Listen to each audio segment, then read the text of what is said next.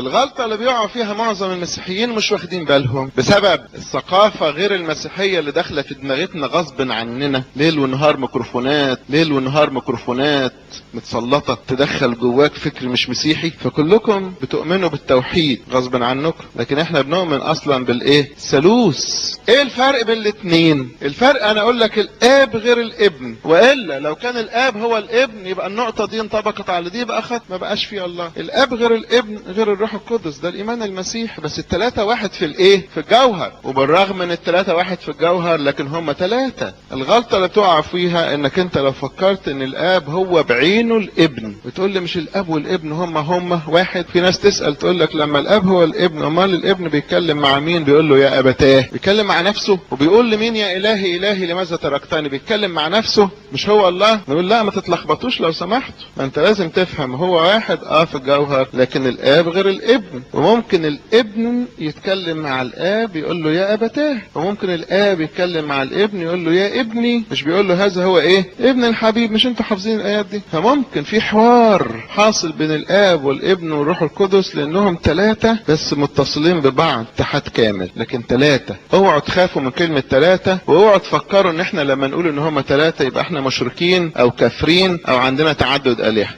لا.